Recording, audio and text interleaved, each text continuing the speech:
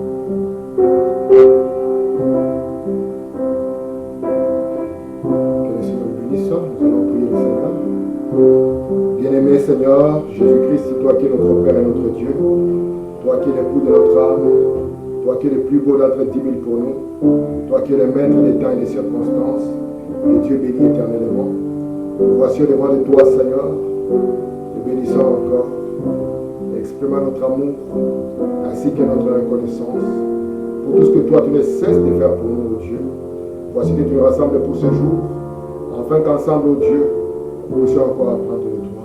Nous nous remettons entre tes mains, invoquant ta miséricorde, invoquant ta grâce et demandant ton secours. Viens ouvrir nos cœurs, Seigneur. Viens y placer ta sémence et introduire ton intelligence afin que l'homme intérieur vive de la parole parlée et non pas simplement de l'apparence de l'homme extérieur. Mais oh Dieu, nous voulons être établis, Seigneur. Établi, Père, dans la maison, comme étant enseignant qui entre les fondements et c'est le mystère de la pierre de fête. Aide-nous, Seigneur Dieu, dans chaque marche que nous avons. Sois le rocher qui est notre mystère, notre secret. Sois les dieux sur qui nous sommes bâtis et en qui, oh Dieu bien-aimé, nous sommes établis. Oh Père, je t'abandonne tes enfants. Tu connais les besoins de chacun. Tu connais les attentes de chacun, oh Dieu. Mais si tu dis quelque chose, Père, c'est là où il y a une différence. Il n'y a aucun homme qui peut en sauver un autre. Il n'y a aucun homme qui peut en délivrer un autre. Il n'y a aucun homme qui peut en aider un autre. Parce que tous son péché sont privés de la gloire de Dieu. Et toi, tu es descendu. Tu as pris, Seigneur, ce qui n'était rien. Et tu l'as transformé. Oh Dieu, tu l'as rendu sublime. Au travers de ta présence. Oh Père, pour que s'accomplisse cette grâce qui fait que toi, tu peux prendre quelque chose qui est inutile et qui le rend utile. Ainsi fais cela dans nos vies, Seigneur. Que nous puissions être utiles par rapport au Père, à nos familles, par rapport, Seigneur, à l'Église, par rapport aux gens qui viennent en contact avec nous, Seigneur. Que de nous, au Père, ces parfums et ces fleurs de lys puissent, oh Dieu, exalter, Seigneur, ton nom. Souviens-toi, Seigneur, de familles affligées. Souviens-toi des malades. Souviens-toi des nécessités. Délivre ton peuple au travers de la prédication de la parole. Et que les bénédictions pour lesquelles Christ a donné sa vie, que cela soit le partage de chacun, oh Dieu. Nous remettons à tes mains simplement. Viens donner gloire à ton nom. Au travers de ta parole, Seigneur, que tu nous donnes ce jour. Laisse que l'inspiration y soit et que ton nom nous accompagne. Au nom du Seigneur Jésus-Christ. Amen. Amen. Que le Seigneur nous bénisse. Amen. Alors que nous sommes debout pour honorer la parole de Dieu, nous ouvrons nos Bibles dans Exode au chapitre 19. Et là, nous allons commencer au verset 1er et nous lirons jusqu'au 7e verset. Voici ce qui est écrit dans Exode au chapitre 19. Le 3e mois après leur sortie du pays d'Égypte, les enfants d'Israël arrivèrent ce jour-là au désert de Sinaï. Étant partis de Réphidim, ils arrivèrent au désert de Sinaï et ils campèrent dans le désert. Israël campa là vis-à-vis de la montagne. Moïse monta vers Dieu et l'Éternel l'appela du haut de la montagne en disant: Tu parleras ainsi à la maison de Jacob et tu diras aux enfants d'Israël: Vous avez vu ce que j'ai fait à l'Égypte et comment je vous ai porté sur les ailes d'aigle et amené vers moi. Maintenant, si vous écoutez ma voix et si vous gardez mon alliance, vous m'appartiendrez entre tout le peuple car toute la terre est à moi. Vous serez pour moi un royaume de sacrificateurs et une nation sainte. Voilà les paroles que tu diras aux enfants d'Israël. Le verset 7. Moïse vint appeler les anciens du peuple, et il mit devant eux toutes ces paroles comme l'Éternel les lui avait ordonnées. Verset 8. Le peuple tout entier répondit, nous ferons tout ce que l'Éternel a dit.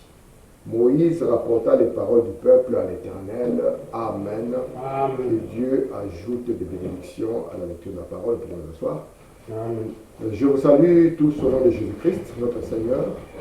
Et je remercie le Seigneur parce qu'il nous a gardés depuis la dernière fois où nous étions ensemble, Amen. afin que nous puissions encore nous retrouver autour de la parole et continuer de cette étude que nous avons commencée ensemble et qui nous parle de cette faiblesse de notre frère Moïse. Et nous parlons de Moïse ici comme étant le type du croyant, Moïse comme étant le type de l'Église. Et nous avons réalisé qu'il y avait cette faute, cette faiblesse qui était liée à sa personne. Et nous avons compris que Moïse a amené ses faiblesses devant Dieu. Amen. Et Dieu s'est déversé en lui au travers des faiblesses. Et cela a fait que Moïse alors pouvait travailler pour Dieu. Amen. Et accomplir ce que Dieu attendait de lui. Amen. C'est ainsi que nous avons besoin de la grâce du Seigneur. Nous avons besoin de la miséricorde de Dieu, afin que Dieu nous aide, afin que Dieu nous fasse grâce et que Dieu soit notre soutien. Amen. Parce que l'homme en lui-même, il ne peut rien. L'homme en lui-même, il ne sait rien. L'homme, il ne peut arriver à aucun résultat. Amen. Mais aussi longtemps qu'il a confiance dans ses propres capacités, alors Dieu ne peut pas l'utiliser. Parce que le grand mystère que nous avons vu, c'est que lorsque Dieu est venu voir Moïse, il a dit « Je suis descendu ». Et lorsqu'il dit à Moïse « Je suis descendu », parce que je viens pour délivrer Israël. Et il ne s'arrête pas. Il dit à Moïse maintenant « Va, je t'enverrai et tu vas délivrer Israël ». Et nous avons fait le lien entre « Je suis descendu » et « Va, je t'envoie ». Qu'est-ce que cela a signifié? Ça signifie simplement que Dieu n'a pas fait un mouvement de haut en bas, mais que le Dieu invisible s'est rendu visible dans la personne de Moïse. En d'autres termes, il a pris la forme de Moïse. Et il a déclaré à Moïse, ainsi toi Moïse, tu deviens Dieu. Or, dans le mystère de la divinité, il n'y a pas deux personnes. Il n'y a qu'une seule personne en Dieu. Il n'y a pas deux personnes, il n'y a pas trois. Dieu peut avoir plusieurs attributs, il peut avoir plusieurs fonctions, mais il n'est qu'une personne. C'est ainsi pour qu'il soit une personne en Moïse, il fallait que Moïse puisse se mettre de côté et que Christ puisse entrer. C'est là où Moïse maintenant pouvait détenir les jeux, pronoms personnels qui identifiaient Dieu lui-même. Ces grands mystères que nous avons vus sous forme d'ombre dans le frère Moïse, nous l'avons vu sous forme de perfection dans le frère Branham. Lorsqu'il pouvait simplement se mettre de côté et la personne de Christ pouvait être là. Et il pouvait ainsi déclarer, petit poisson, je te donne la vie, le jeu de la personne de Dieu. Parce qu'en divinité, il n'y a qu'une seule personne. Et frère Branham a dit, j'aimerais moi perdre mon moi et le retrouver en lui. Et c'est ça le but de Dieu. Que nous puissions nous soumettre, nous mettre de côté, afin que lui puisse prendre les dessus. Et Dieu maintenant, lorsqu'il avait envoyé Moïse, il avait promis une chose à Moïse. Il a dit, Moïse, la preuve que tu verras que c'est moi qui t'envoie, c'est que quand vous sortirez, vous reviendrez à la montagne. Et ainsi, ils avaient rendez-vous au mont Horeb. Dieu a donné un rendez-vous à Israël au mont Horeb, qui est le même que le mont Sinaï. Donc c'est là où Dieu a fixé un rendez-vous avec Moïse. Il a dit, Moïse, la preuve que tu verras que c'est moi-même qui va venir sous forme de toi. Et vous allez voir que je vais vous ramener en ces lieux, à Horeb, au mont Sinaï. Il va les conduire dans le désert de Sinaï et ils vont arriver au mont Horeb afin que Dieu puisse faire quelque chose au travers de ce peuple. C'est ainsi maintenant que, ici dans Exode 19 au verset 1er, on va nous montrer que le 3e mois, depuis qu'ils ont quitté le pays d'Égypte, ils vont faire une marche de 3 mois. Et les enfants d'Israël vont arriver maintenant dans le désert de Sinaï. Nous verrons ce que Sinaï signifie. Nous verrons aussi par la grâce de Dieu, si nous avons le temps d'y arriver, ce que Horeb signifie. Amen. Maintenant, étant partis des Réphidim, ils arrivèrent au désert de Sinaï. Et ils vont camper maintenant dans le désert vis-à-vis de cette montagne. Remarquez, Dieu va maintenant donner certaines instructions. Parce que seul Moïse pouvait monter dans sa présence. Et tout autre homme n'était pas appelé à entrer dans cela. Frobana me dit, Moïse seul pouvait entrer dans cette colonne de feu. Il dit aux autres, ils devaient se tenir loin de cela. Parce que chacun a sa position et chacun a son appel. Mais souvent, les gens ne veulent pas le programme de Dieu par un seul homme. Ils veulent que tous puissent atteindre ce niveau. Et alors, Corée et Dathan, ils vont essayer plus tard de dire, penses-tu que tu es le seul? Alors que pour Dieu, il est le seul. Un jour aussi, Myriam et Aaron vont encore lui dire, penses-tu que tu es le seul? Et Dieu va les convoquer. Et à partir de là, la vie de Myriam sera raccourcie. Parce que le programme de Dieu a toujours été au travers d'un seul. Ce n'est pas un groupe de plusieurs. C'est Dieu s'exprimant au travers d'un seul. Et au travers de cela, il bénit toute une descendance. C'est ainsi que pour Israël, Dieu avait fait une alliance avec Abraham. Abraham, leur père. Et cette alliance était valable pour Abraham et pour sa postérité. Et Dieu avait promis, disant à Abraham que ta descendance ira en captivité pendant 400 ans. Et moi, le Dieu des promesses, je te promets que je descendrai. Et par ma main puissante, qui est Moïse, la droite de Dieu, vous voyez, je délivrerai Israël. Ainsi, lorsqu'ils vont arriver, vous voyez, Moïse va monter vers Dieu. Et maintenant, quand il monte vers Dieu, c'est pour lui faire rapport, lui disant, Seigneur, ce peuple que tu m'as demandé d'amener vers toi, ici dans le désert, moi, Moïse, je les ai amenés. Et Dieu va dire quelque chose. Nous sommes dans Exode 19, verset 5. Maintenant, si vous écoutez ma voix et si vous gardez mon alliance, il y avait une alliance, vous voyez, il y avait un lien, il y avait une entente entre Dieu et ce peuple. C'était quelle alliance? Vous voyez, il y avait une alliance qui était établie. Et Dieu est revenu peut-être pour rappeler cela à Moïse. Pour rappeler cela au peuple, qui avait une alliance à garder. De quelle alliance était-il question? Et remarquez ici, il leur promet que si vous demeurez dans cette alliance, alors vous allez devenir non pas simplement des rois, mais aussi des sacrificateurs. Ça sera des rois et des sacrificateurs. Un royaume des sacrificateurs et une nation sainte. Il dit, voilà les paroles que toi, tu vas leur amener. Et Moïse va descendre. Et Moïse, lorsqu'il descend, il va rapporter les mêmes paroles. Il y a une alliance dans laquelle il faut demeurer. Il y a une alliance qu'il faut garder. Amen. Et quand nous sommes dans cette alliance, c'est une alliance qui produit des rois, vous voyez, et des sacrificateurs. C'est un mystère du prêtre roi, sacrificateur. Ouais, c'est un mystère du prêtre roi que nous avons vu dans toutes les civilisations.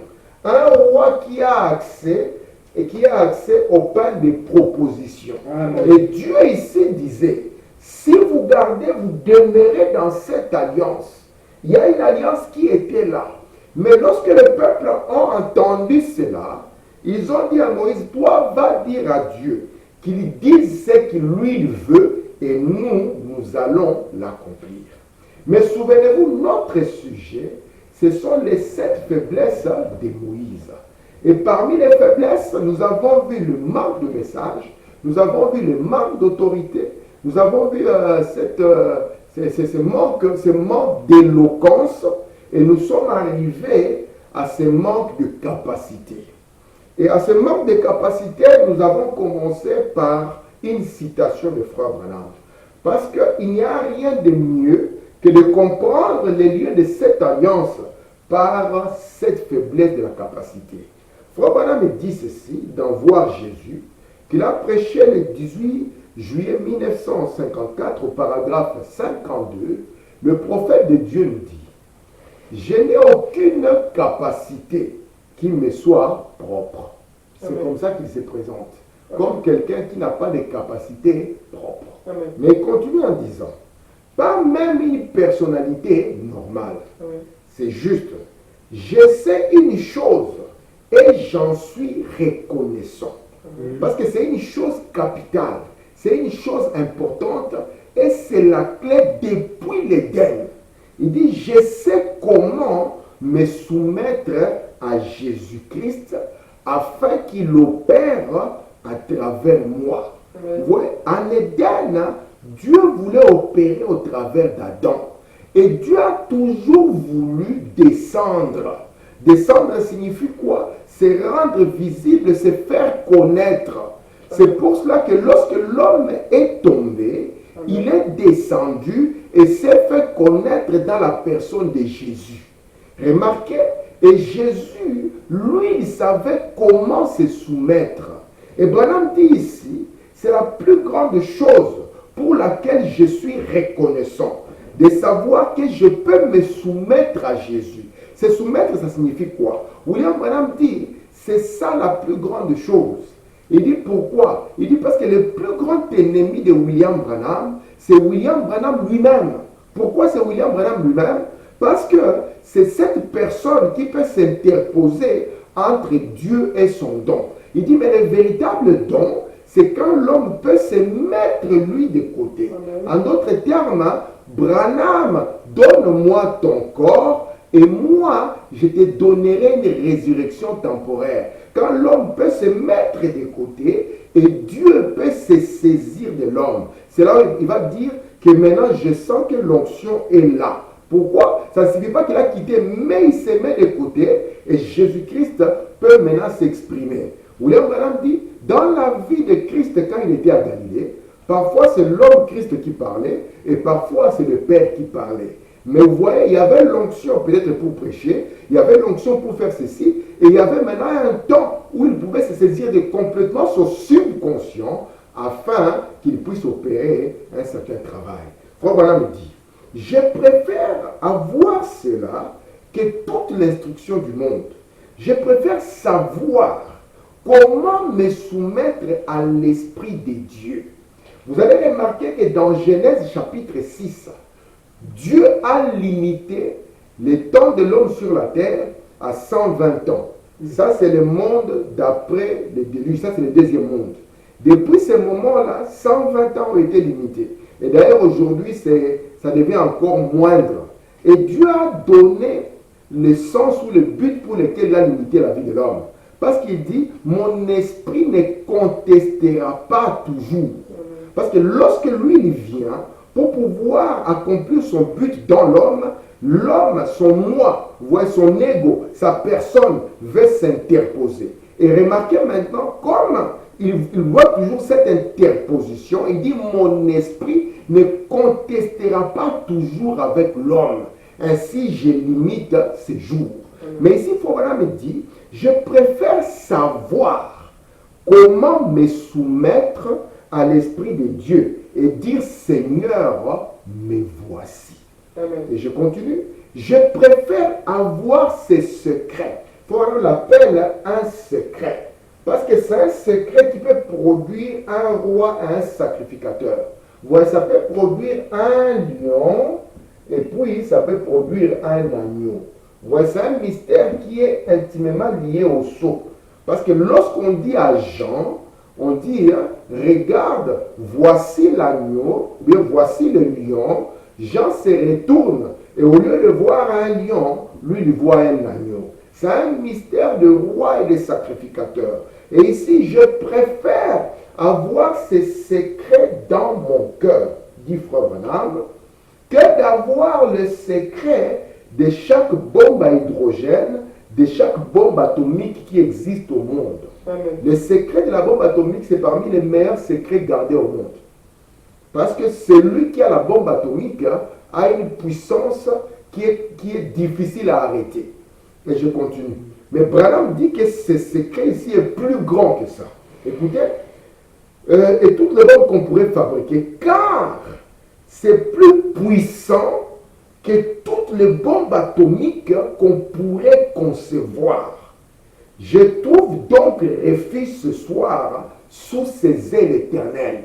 Donc la personne qui est capable de se soumettre, vous voyez ça, se soumettre, cette personne a une puissance. Se soumettre non pas à n'importe qui, non pas à n'importe quoi, pas se soumettre à la convoitise, pas se soumettre à l'incrédulité, mais la personne qui est capable de se soumettre à l'Esprit de Dieu. Vous voyez, à l'Esprit de Dieu. Donc la personne qui est capable de laisser la divinité s'exprimer au travers d'elle, cette personne a un secret qui est plus puissant que la bombe atomique. Amen. Et ce secret puissant, c'est le secret que le Seigneur Jésus avait.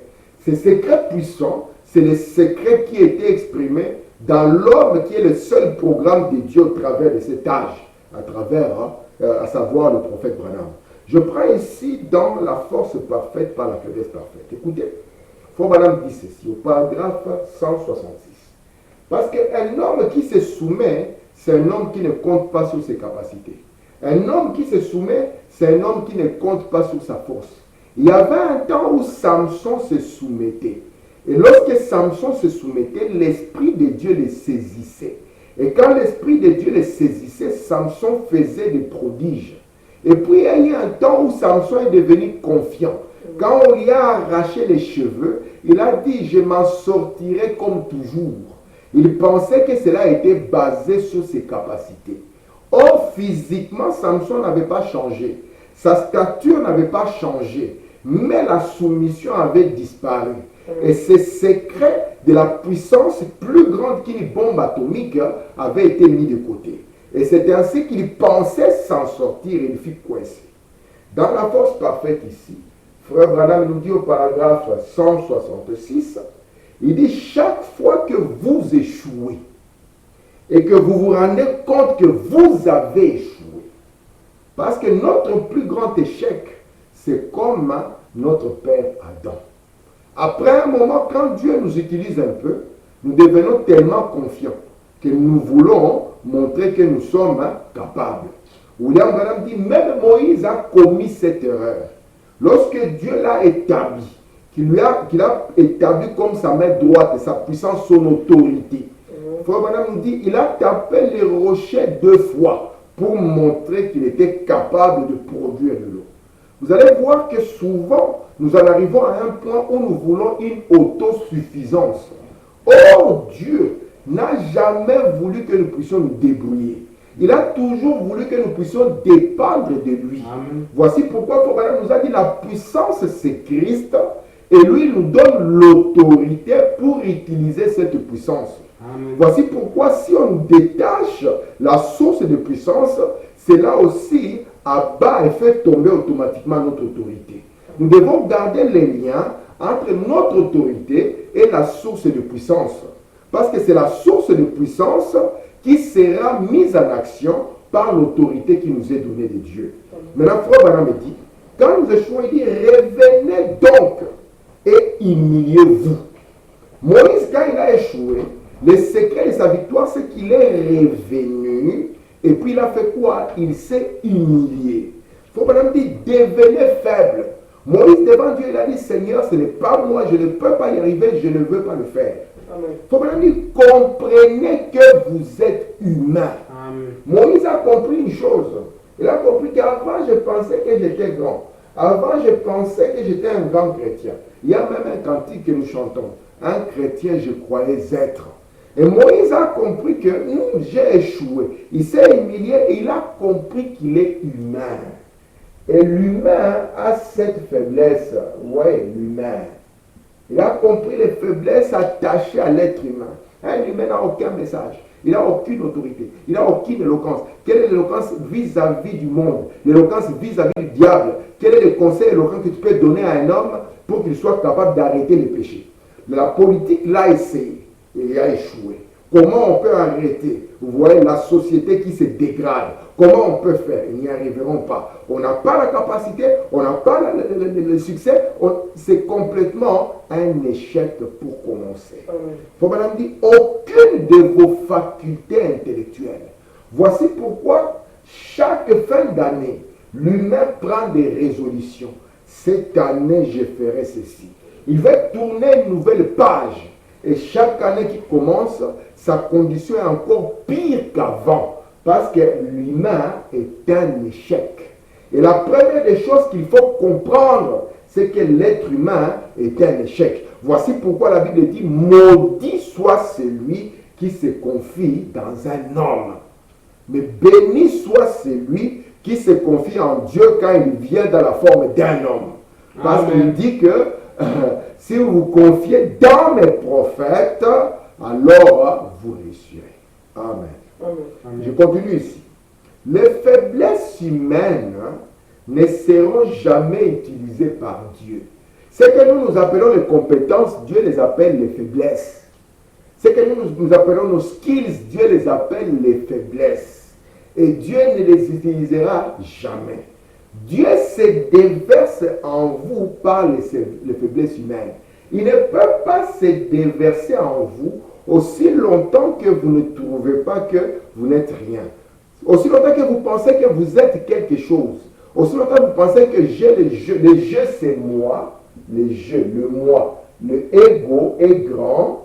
C'est pour ça qu'on parle du mot égoïsme. Aussi longtemps que vous êtes le centre de votre système et que Christ n'est pas le centre, il ne sait pas se déverser en vous. Mais lorsque vous perdez votre jeu, votre première personne, lui alors peut devenir la première personne dans votre vie. Écoutez, Dieu se déverse en vous par les faiblesses humaines, puis il s'utilise lui-même.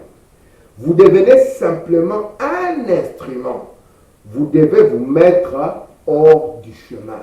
C'est ainsi que nous comprenons que le plus grand ennemi, c'est notre moi. Le plus grand ennemi, c'est notre ego. Le plus grand ennemi, ce sont nos propres ambitions qui viennent souvent contrecarrer les programmes de Dieu. C'est pour ça que Dieu a posé la question à Job. Il dit, qui est celui-ci qui manque de sagesse, qui veut obscurcir mes desseins? Qui est celui-ci qui ne connaît pas la profondeur de la doctrine, qui ne connaît pas le secret derrière le sceau et qui veut obscurcir mes desseins? Alors, comme tu penses saint terrain, comme un vaillant homme, moi, Dieu, je t'interrogerai et toi qui es capable, tu m'instruiras. Vous voyez, et Job, à la fin, il a dit, je me répands dans la poussière et dans la cendre. Amen. Écoutez, dans une délivrance totale, prêchée le dimanche 12 juillet 59, paragraphe 87, Frère Madame dit, Jésus était complètement, totalement un homme. Ça, c'est Frère Madame. Il pouvait pleurer comme un homme. Il pouvait manger comme un homme. Il pouvait se comporter en homme. Il était complètement, totalement un homme dans son corps. Il pouvait même se fâcher. Parce que quand il était entré au temple, il s'était fâché. Il a frappé les gens en colère. Écoutez, mais dans son esprit, ouais, cette dualité qu'il faut comprendre, que d'un côté, il y a un homme. Ça, c'est la partie apparente, la partie visible. Et il nous montre ici qu'il y a Jésus avait des aspects. Il avait un aspect spirituel et il avait un aspect humain. Je continue. Il pouvait pleurer comme un homme. Il pouvait se comporter en homme. Il était complètement, totalement homme dans son corps. Vous voyez, il était homme ici dans son corps. Et il dit, mais dans son esprit, il était complètement, totalement Dieu. C'est ça les deux parties. Si vous voulez connaître complètement la divinité, voici l'approche à avoir. Marie n'a pas engendré l'esprit. Marie a engendré le corps. Voici pourquoi nous ne pouvons pas dire qu'il est la mère de Dieu. Parce qu'il était complètement, totalement Dieu dans son esprit. Tandis que c'est dans son corps qu'il était un homme. C'est ici où il pouvait pleurer. C'est ici où il pouvait avoir faim, c'est ici où il pouvait mourir. Ici, il ne pouvait pas naître parce que Dieu ne naît pas. Ici, il ne peut pas mourir parce que Dieu ne naît pas et ne meurt pas. Ici, il ne peut pas pleurer parce que Dieu ne pleure pas. Vous voyez? Mais il avait ces deux aspects.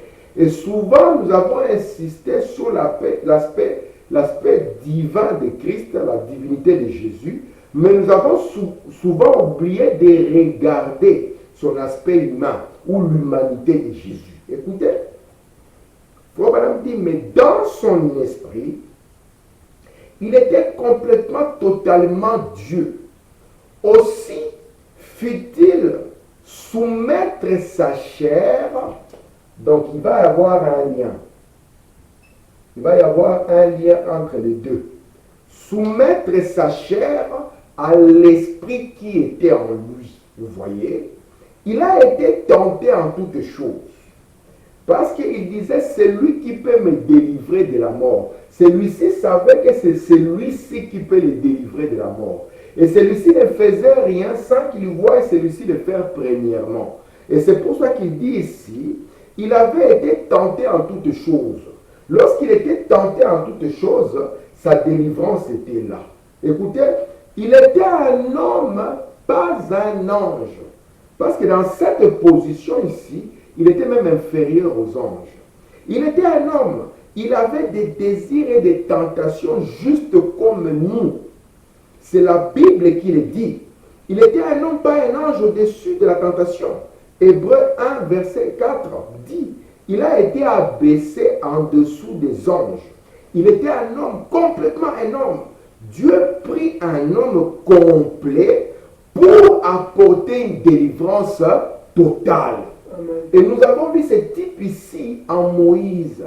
Moïse, va, je t'enverrai. On voit toujours un corps, mais derrière cela, c'est Dieu. C'est Dieu venant sous la forme de cet homme. Et pour que ça marche entre les deux, il ne faudrait pas que celui-ci se mette au travers de l'autre. Parce que celui-ci, c'est un instrument. Celui-ci, c'est une apparence, c'est une forme qui prend l'Esprit de Dieu. Ainsi, il y aura une délivrance totale par un homme complet. Il dit, il le remplit de son esprit. Le Saint-Esprit était en lui sans mesure. Et il a été tenté comme nous. Il était complètement Dieu. Il l'a démontré quand il est ressuscité de mort. Quand il a arrêté la nature. Celui qui a arrêté les morts, ce n'est pas le corps. On dit c'est l'Esprit qui est venu, qui le délivrera de la mort. Tu ne laisseras pas ton sang dans les séjours de mort, ni son corps voir la corruption. Remarquez, il a arrêté la nature, le mugissement de mer, les vents puissants. Quand il a parlé aux arbres et tout, ils lui ont obéi. Il était Dieu au-dedans de lui. Et il aurait pu être un homme, car il était un homme. Mais il s'était totalement et complètement abandonné en tant qu'homme entre les mains de Dieu au service de Dieu. Et c'est ça la plus grande chose. Notre père Adam, vous voyez, avait les deux aspects. Il avait une âme qui n'était rien d'autre que cette nuée blanche. Et nous voyons qu'il avait un corps.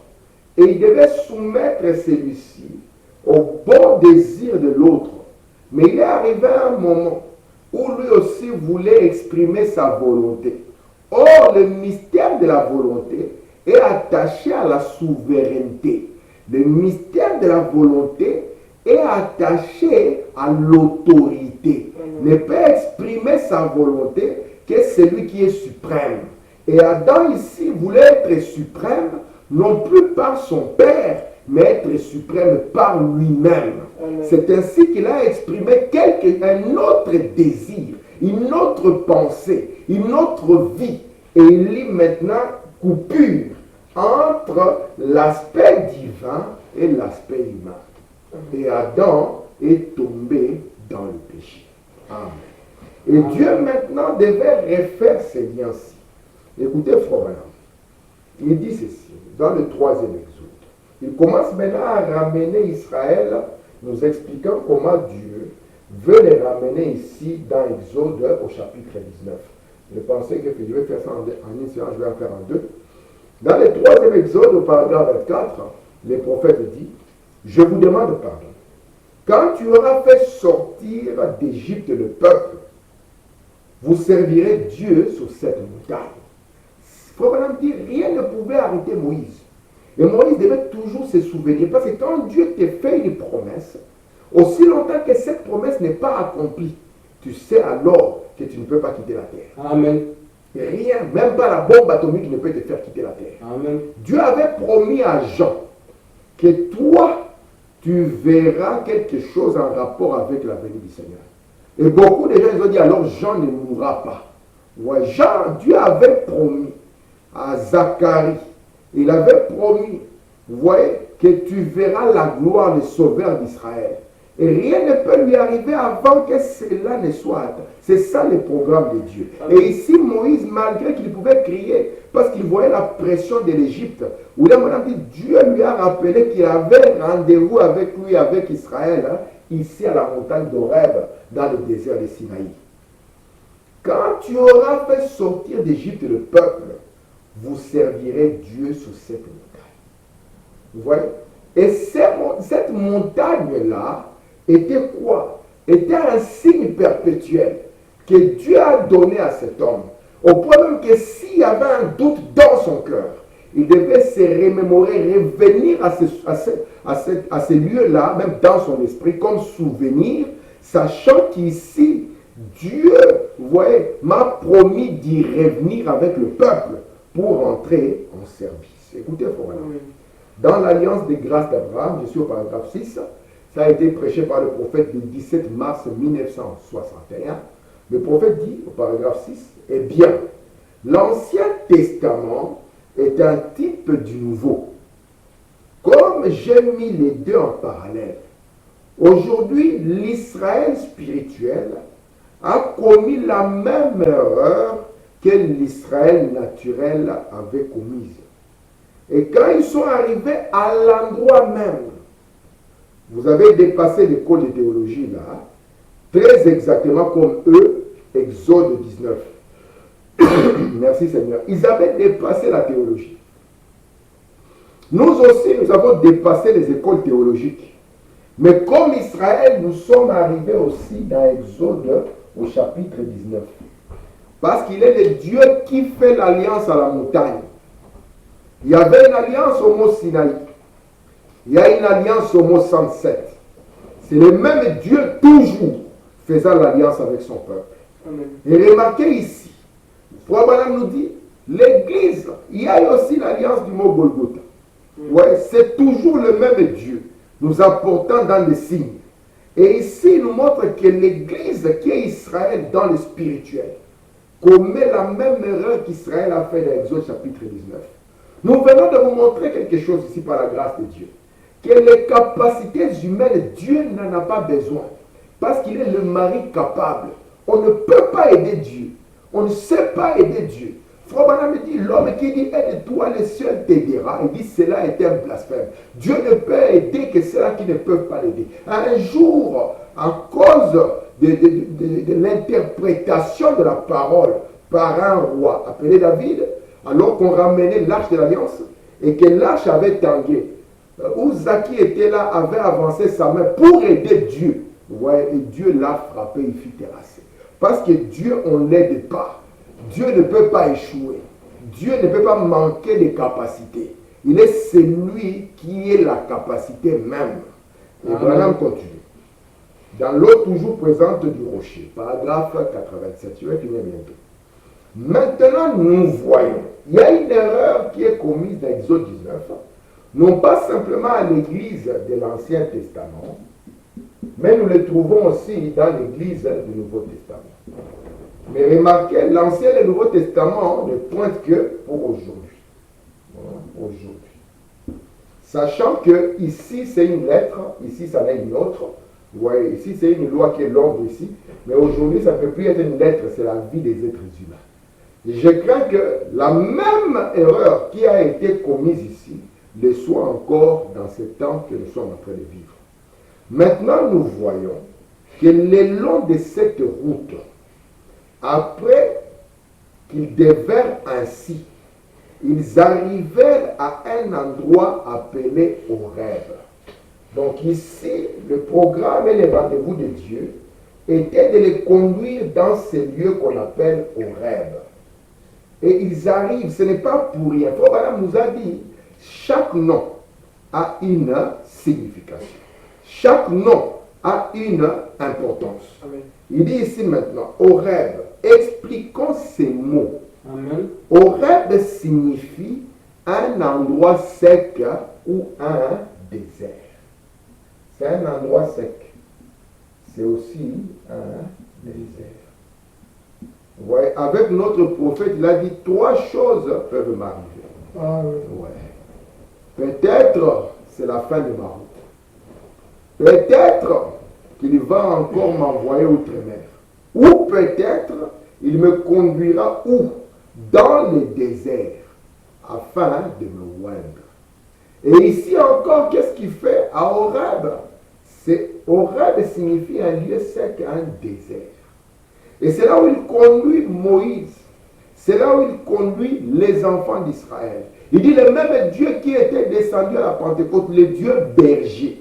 Il dit il a rencontré Moïse là, dans le désert. C'est là où Paul est parti, dans le désert. Il y a quelque chose en rapport avec le désert quand Dieu veut nous oindre. Écoutez ici. Il va parler maintenant du désert, dans l'eau toujours présente au rocher. Quand nous ne sommes plus en communion les uns avec les autres, et plus en communion avec le Saint-Esprit, cela nous amène à un endroit sec, un désert.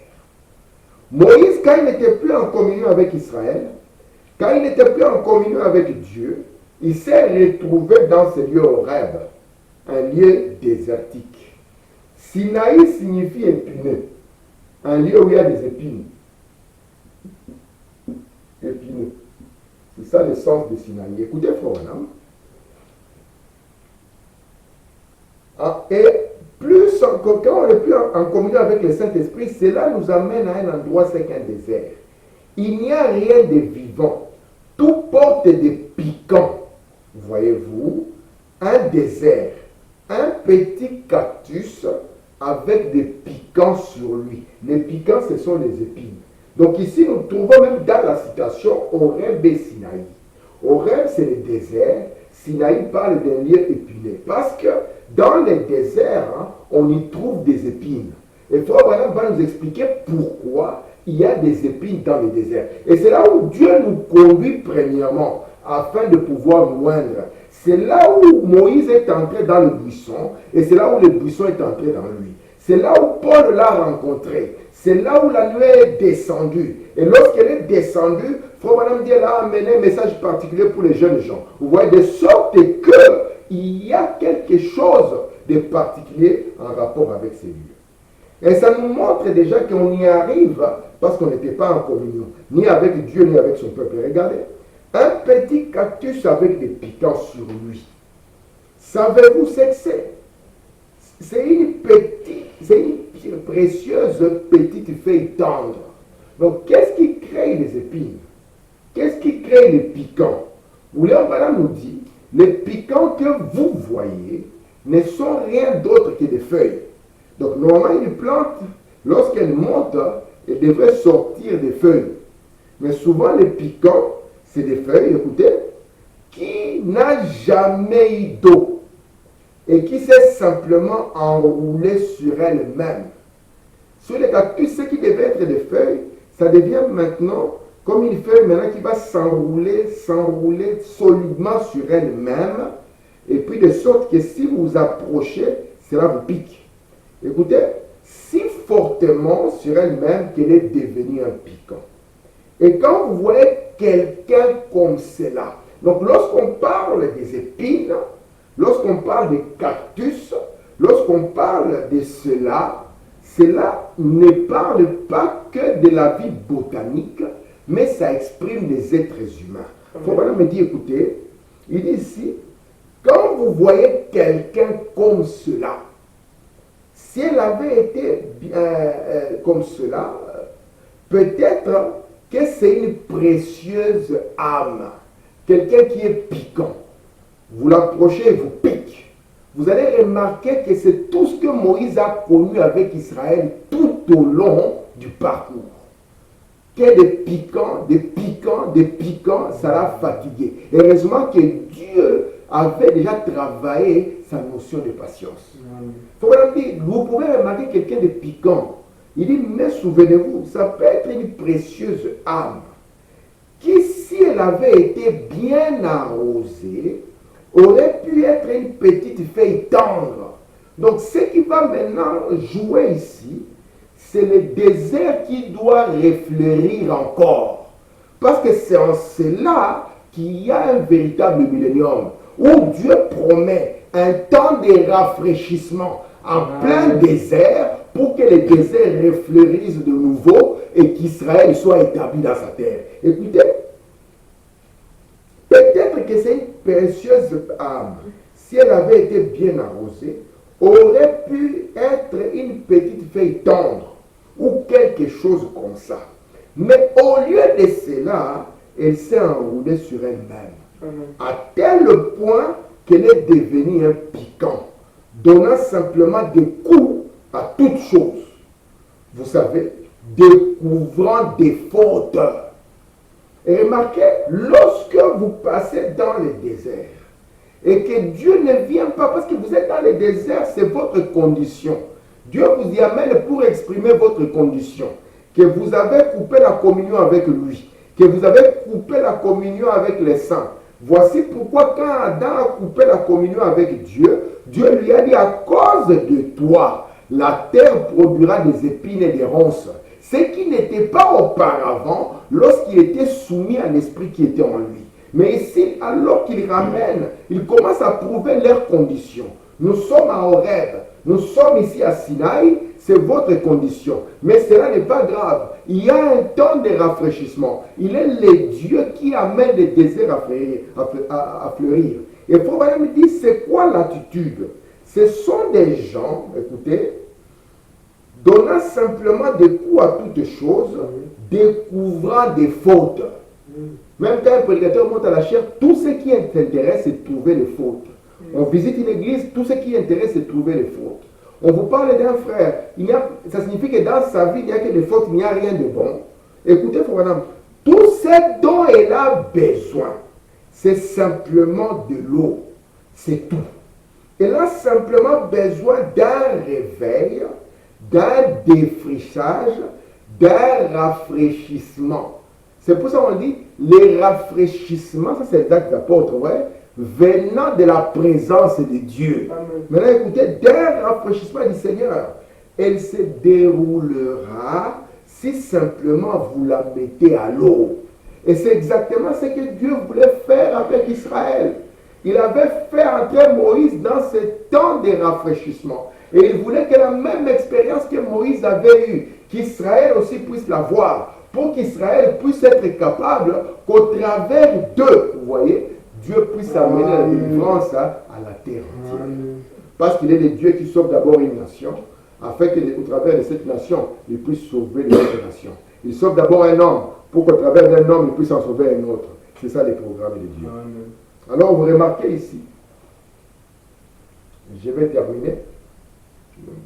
J'ai introduit juste la petite notion sur laquelle nous allons continuer la fois prochaine. Dans Jura par lui-même.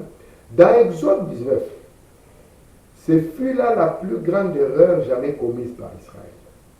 Alors que la grâce avait pourvu à leur salut. Un jour, il y avait un homme appelé Moïse.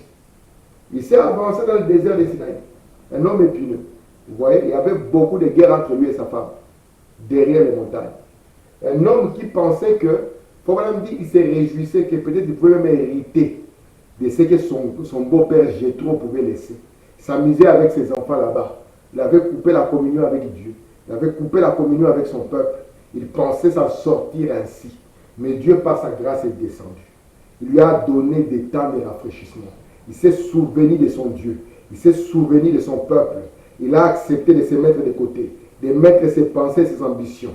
Dieu pouvait descendre et prendre sa forme, afin qu'il puisse être le canal par lequel la délivrance viendra. Et une fois que la délivrance viendra, Dieu ramènera le peuple au même passage. Jésus, lorsqu'il est venu sur la terre, il est entré dans les eaux.